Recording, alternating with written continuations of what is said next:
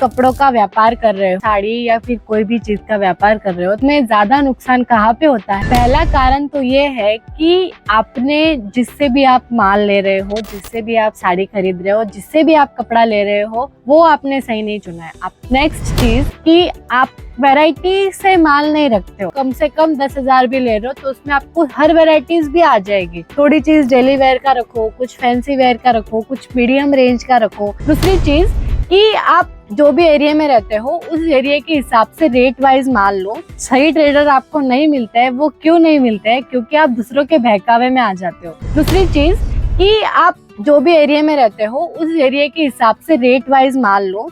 अगर आप ग्रामीण क्षेत्र में रहते हो, विलेज में रहते हो, तो आप कम रेंज वाला माल लो, ताकि ग्रामीण में ज्यादा रेंज वाली साड़ियाँ नहीं चलती।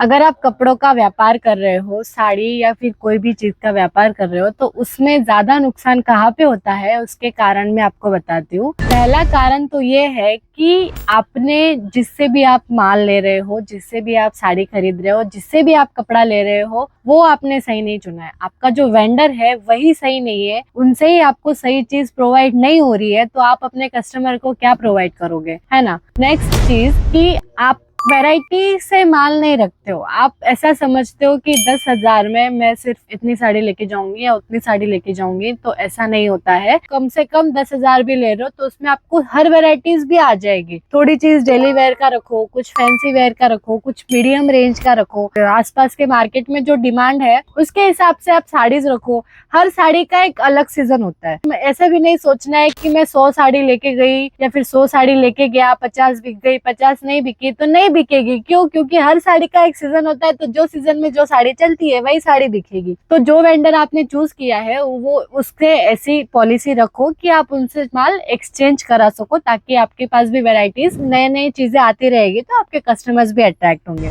दूसरी चीज कि आप जो भी एरिया में रहते हो उस एरिया के हिसाब से रेट वाइज माल लो। अगर आप ग्रामीण क्षेत्र में रहते हो, विलेज में रहते हो, तो आप कम रेंज वाला माल लो, ताकि ग्रामीण में ज्यादा रेंज वाली साड़ियाँ नहीं चलती। मिडिल क्लास वाले एरिया में रहते हो तो उस हिसाब से साड़ी रखो। अगर आप हैवी क्लास में रहते हो तो उस हिसाब से आपको साड़ियाँ रखनी चाहिए। जहाँ पे जो चलता है वो आपको रखना पड़ेगा, नहीं तो फिर आपका बिजनेस तो ऐसे ही नहीं चलने वाला। और एक मेन रीजन ये है कि आप जो सही ट्रेडर आपको नहीं मिलते हैं। वो क्यों नहीं मिलते हैं? क्योंकि आप दूसरों के बहकावे में आ जाते हो। अभी तो ऑनलाइन की दुनिया है, ऑनलाइन पे सब आता है, तो आप उसको सर्च करके अपना वेंडर ढूंढिए जो आपको सही लगे। आप जहाँ पे भी विजिट करोगे उनसे डायरेक्ट कांटेक्ट करके जाइए। जो भी लोग आपको बोलेंगे कि मैम हमारे तो फैक्ट्री है, हम तो वहाँ पे तो सस्ता माल मिल जाएगा, अच्छा माल मिल जाएगा, फैक्ट्री के दाम पे मिल जाएगा, तो उन पे ट्रस्ट मत करो। बहुत फंसाने वाली चीजें है, तो उनसे सावधान रहिए। जिनसे भी आप ले रहे हो उनसे डायरेक्ट कांटेक्ट करके आप उनसे विजिट करिए, और ऐसे वेंडर ढूंढिए जो आपको सच में मैन्युफैक्चरिंग रेट में देंगे, ताकि अगर आप सस्ते में लोगे तो आप आगे सस्ते में दे पाओगे। आपके पास क्वालिटी अच्छी होगी तो आप आगे क्वालिटी अच्छी दे पाओगे। और अगर 100 की साड़ी आपको ही 200 रुपए में मिल रही है और आप आगे जाके 300 रुपए में मिल रही है, तो वो आपको मुंह पे बोल के जाएगा तो मैं इससे सस्ता ला रही हूँ। तो ऐसी चीजें नहीं होनी चाहिए। ये बहुत जरूरी है कि आप रेंज वाइज माल खरीदे, और सबसे मेन चीज की सही वेंडर चूज कीजिए। और अगर आपको ज्यादा जानकारी, ऐसी जानकारी चाहिए, ऐसे ही सावचित करने के लिए आपको जानकारी चाहिए, तो आप शोभा साड़ी के पेज को फॉलो कर लीजिए। ऐसी जानकारी आपको मिलती रहेगी। के लिए और भी अगर जानना है आपको, तो दिए गए नंबर पे, स्क्रीन पे जो नंबर दिया हुआ है उस पर कांटेक्ट करिए।